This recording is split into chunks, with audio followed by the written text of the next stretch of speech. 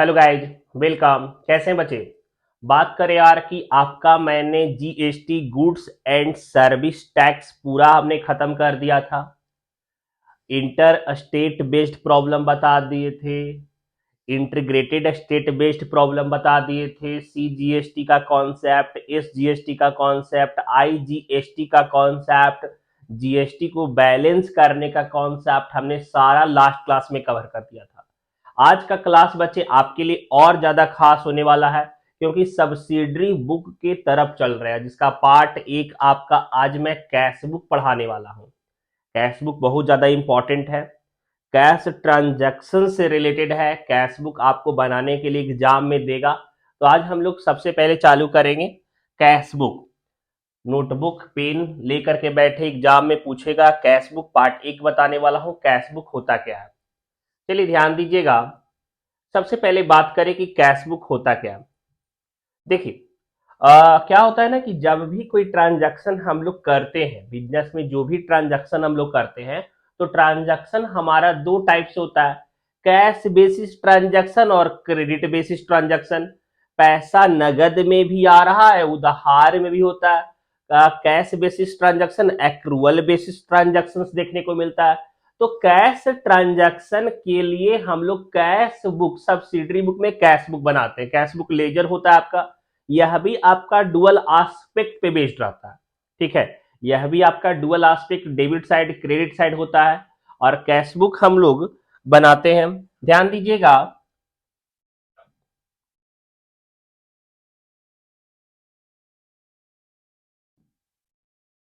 Cash book is a special type of book that is only concerned with the recording of cash transaction of an organization। हम क्या बोले कि cash book जो होता है वह किसी भी ऑर्गेनाइजेशन के कैश ट्रांजैक्शंस को रिप्रेजेंट करता है।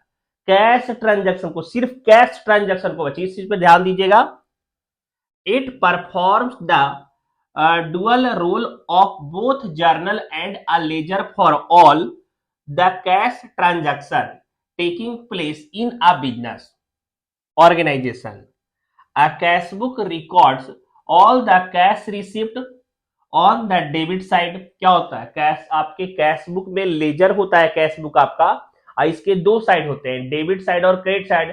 कैश बुक के डेबिट साइड में all cash receipt, cash book के डेबिट साइड में, कैश बुक के डेबिट साइड में ऑल कैश रिसिप्ट, कहीं से भी पैसा अगर आ रहा है, कैश में ट्रांजैक्शन हुआ, कहीं से भी कैश में पैसा आएगा, सारा ट्रांजैक्शन हम लोग डेबिट साइड में रिकॉर्ड करेंगे। ठीक है, और अगर आपका कहीं भी कैश जा रहा है, कहीं भी कैश पेमेंट कर रहे हैं, कैश का कोई भी पेमेंट ट्रांजैक्शन होगा, तो वह आप क्रेडिट साइड में रिकॉर्ड करेंगे। वह आप किधर साइड में रिकॉर्ड करेंगे?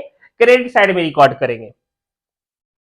And all the cash payments of the organisation on the credit side.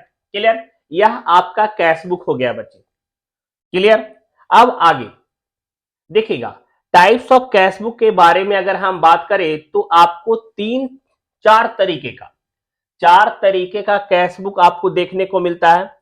Simply अगर हम बात करें कि सर कैश बुक में प्रैक्टिकल प्रॉब्लम जो आएगा वो कितने तरीके का क्वेश्चंस आते हैं, तो कैश बुक में आपको चार टाइप के क्वेश्चंस रहेंगे।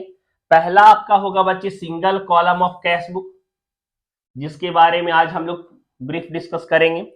दूसरा होता है double column of cash book. Double column of cash book के बारे में अगर बात करें तो साथ में डिस्काउंट का कॉलम भी रहेगा। तीसरा हम लोग बोलते हैं कि triple column of cash book, जिसका नाम है cash book with bank and discount column, इसको triple column of cash book भी बोलते हैं। और चौथा आपका होता है पेटी कैश बुक, यह मिनी कैश बुक भी इसको बोलते हैं, पेटी कैश बुक। तो यह टाइप्स ऑफ कैश बुक आपको टोटल चार तरीके का पढ़ना है। पहला कौन सा? Single column of cash book, double column of cash book जिसमें कैश के साथ डिस्काउंट के बारे में भी रहता है, triple column of cash book जिसको हम लोग cash book with bank and discount column भी बोलते हैं, और चौथा आपका पेटी कैश बुक। ठीक है, राइट डाउन करते चलेंगे। आज हम लोग सिंगल कैश बुक के बारे में पढ़ेंगे। आज हम लोग जो पढ़ेंगे वह सिंगल कैश बुक के बारे में पढ़ेंगे, सिंगल कैश बुक होता क्या। हाँ बच्चे, चलिए ध्यान दीजिए, क्वेश्चन को सॉल्व करते हैं। सबसे पहले हमने देखे कि single column of cash book का हमने प्रॉपर फॉर्मेट बनाया। डेट, पार्टिकुलर, वाउचर नंबर, अगर गिवन रहेगा क्वेश्चन में तो, नहीं दिया कोई दिक्कत नहीं है। Date, particular, voucher number and amount, ये आपका क्रेडिट साइड और यह आपका डेबिट साइड। क्लियर। और हम लोग सॉल्व करेंगे। देखिए यहाँ पे आपके ट्रांजैक्शंस दिए हुए हैं। क्वेश्चन 1 आपको दिख रहा है, राइट आप सरजीत Siraj Khan single column of cash book for the 2015 from the following. Transaction दिया हुआ है, cash in hand, cash sales, paid cheque to creditor, wages paid in cash. तो यहाँ पे बहुत सारे ट्रांजैक्शन दिए हुए। आपको कैश कॉलम में यह ध्यान रखना कि जो भी ट्रांजैक्शन हम यहाँ मेंशन करेंगे वह कैश में ही होना चाहिए। उधार ट्रांजैक्शंस को यहाँ पे कोई एंट्री नहीं होगा, कैश बेसिस ट्रांजैक्शन को रिकॉर्ड करेंगे। ठीक है। सबसे पहले बच्चे यहाँ पे कैश इन हैंड दिया हुआ 1 तारीख का डेट है। हम लोग जो सॉल्व कर रहे हैं डेट में मंथ नहीं लिखा हुआ है, 1 से लिखा हुआ है, डायरेक्ट हम 1 लिखते हैं। तो कैश इन हैंड जो आपका लिखा हुआ है हम लोग उसको टू बैलेंस बीडी, मतलब ओपनिंग में शुरुआत में कितना कैश था उसे हम लोग टू बैलेंस बीडी लिखेंगे। और कितना अमाउंट था यहाँ पे 1650, हम लोग अमाउंट के कॉलम में 1650 मेंशन कर देंगे। ठीक है। दूसरा था बच्चे सेकेंड ट्रांजैक्शन कैश सेल्स। अब आप खुद सोचिए कि अगर हमने नगद में सामान को बेचा है, नगद में गुड्स को सोल्ड आउट किए, तो पैसा तो हमारे पास आएगा। अगर हम गुड्स को नगद में सेल्स किए हैं तो पैसा हमारे पास आएगा। तो कैश सेल्स हमारा डेबिट साइड जाएगा में। तो यहाँ पे 2 का डेट लिखेंगे और एंट्री हम लोग जर्नल क्या करते थे कैश सेल्स का, cash account debit to sales account. ये कैश बुक है तो यहाँ पे टू सेल्स करेंगे। क्या करेंगे? To sales. ठीक है। अमाउंट के कॉलम में कितना जाएगा सर? 16,000 जाएगा, 16,000 जाएगा। हम लोग प्रॉपर मेंशन कर रहे हैं। तीसरा कह रहा है बच्चे कि paid cheque to creditor, paid cheque to creditor कितना था छोड़ो,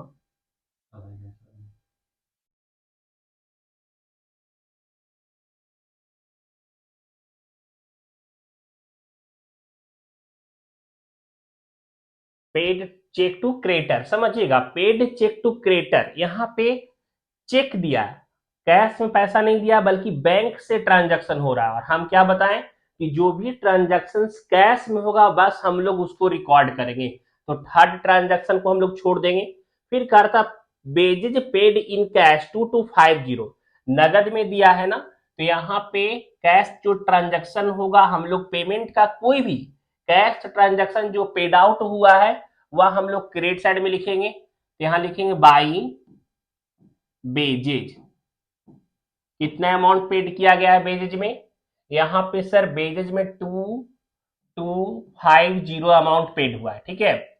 उसके बाद था कैश सेल्स, नगद में फिर बेचा है 18,000 का, 4 तारीख का ट्रांजैक्शन टू सेल्स, कितना का अमाउंट था 18,000, 18,000 का।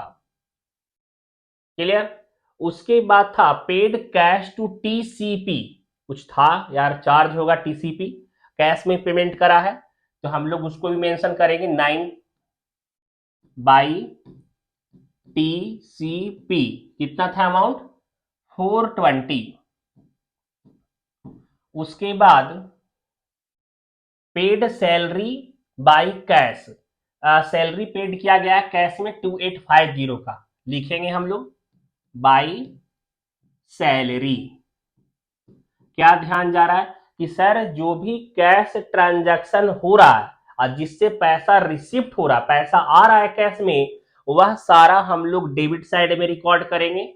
और जो जो कैश पेमेंट हो रहा है तो उसको हम लोग क्रेडिट साइड में रिकॉर्ड कर रहे हैं।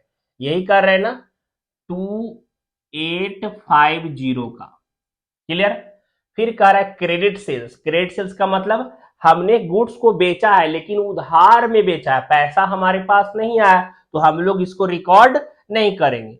फिर कह रहा था नोट रिसीवेबल रियलाइज्ड, देखिए क्या होता है ना कि मतलब जिससे सामान हम उधार बेचे थे, अब वह पैसा हमने उसको बिल बना के दिया था, वह पैसा हमको दे दिया तो कैश में हमारे पास आया है, तो हम लोग यहाँ पे मेंशन करेंगे टू नोट रिसीवेबल रियलाइज्ड।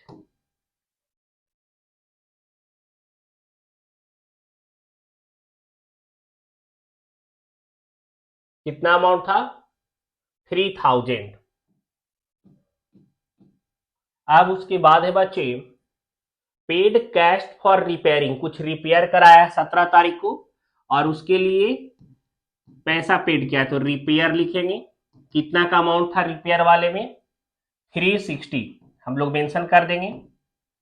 फिर कह रहा था सेल्स बाय कैश, नगद में बेचा है फिर 11,400 का, कुछ ज्यादा कैश में ट्रांजैक्शन नहीं हो रहा। कितना तारीख को था? 19 को।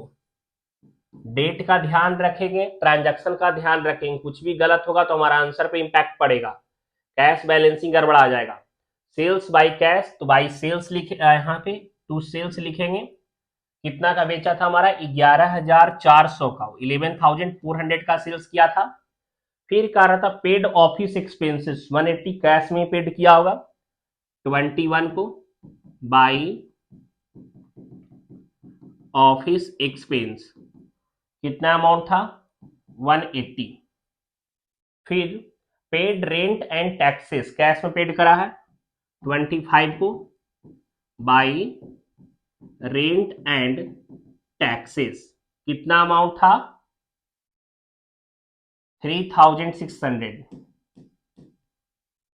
फिर कैश सेल्स फिर किया है 19,200 का, कितना तारीख का था? यहाँ पे 26 को टू सेल्स 19,200। फिर आगे यहाँ पे देखिए बच्चे पेड इलेक्ट्रिसिटी बिल 900 यहां लिखेंगे बाई ई बिल 900। फिर कहा था कैश रिसीव हुआ डेटर से, जिसे सामान उधार बेचा था वो पैसा दे दिया है, तो लिखेंगे कितना तारीख को था? 28 को टू डेटर, डेटर से आया था ना पैसा। कितना अमाउंट था? 4,500। उसके बाद गुड्स परचेज करा है, कुछ नहीं बोला है बच्चे। गुड्स परचेज वाले में कैश मान लेंगे, फॉर कैश यहां मेंशन करके चलिएगा, तो यहां पे 29 बाई परचेज, कुछ नहीं बोला है यहाँ पे। गुड्स परचेज फॉर कैश यहां एज्यूम कीजिएगा 2000 को, ठीक है। फिर retire bank loan 3000, retire bank loan क्या कर रहा है? 3000 का, मतलब बैंक लोन पहले लिया था अब उसका पैसा रिपेमेंट कर रहा है 30 तारीख को बाई बैंक लोन कितना? 3000। क्लियर? सारा ट्रांजैक्शन जो जो कैश में था बच्चे हमने लिख दिया, जितना भी कैश में पैसा आया सारा डेबिट साइड में, जो जो पैसा कैश में गया सारा हमने क्रेडिट साइड में मेंशन कर दिया। अब हम लोग बैलेंस करेंगे।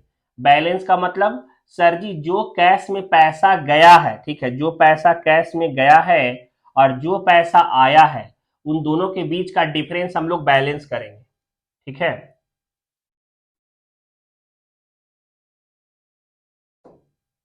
ध्यान दीजिएगा।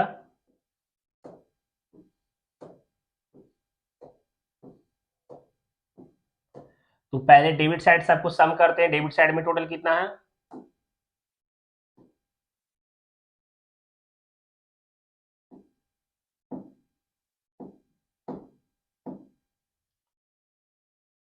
डेबिट साइड टोटल करते हैं, जो ज्यादा रहेगा दोनों साइड लिखाएगा बच्चे, शुरू से ना यही ना, ठीक है।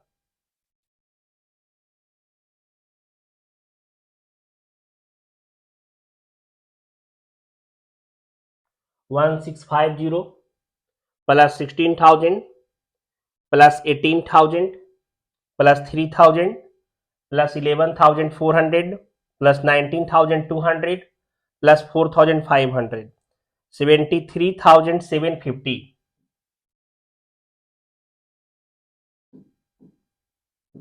73,750 टोटल आ जाएगा।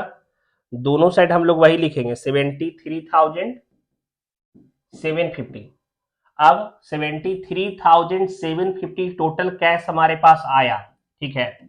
अब हम लोग जो जो कैश पेमेंट कर चुके हैं, 73,750 हमारे पास टोटल कैश आया, इसमें से हम लोग माइनस करते चलेंगे 2250, 420, 2850, 360, 180, 3600, 900, 2000 और 3000, और सबको माइनस करने के बाद हमारे पास जो बैलेंसिंग फिगर आएगा वह आएगा 58,190, 58,190। यह हमारा क्लोजिंग कैश बैलेंस, मतलब हमारे पास जो टोटल कैश रिसिप्ट हुआ उसमें से जितना कैश हमने पेड कर चुके हैं उसके बाद रिमेनिंग हमारे पास यह कैश बचा हुआ, ठीक है। यह आपका single column of cash book का एक क्वेश्चन मैंने कंप्लीट बता दिया। और आपके लिए देखिए यहां पे मैंने सेकेंड क्वेश्चन भी रखा हुआ है। सेकेंड क्वेश्चन दिख रहा है आपको, यह भी एक मंथ का है, जनवरी 1 से लेकर जनवरी 31 तक का ट्रांजैक्शन है। क्लियर। नेक्स्ट क्लास में मैं इसको डिस्कस करूंगा, मिलेंगे नेक्स्ट क्लास में। Bye, see you.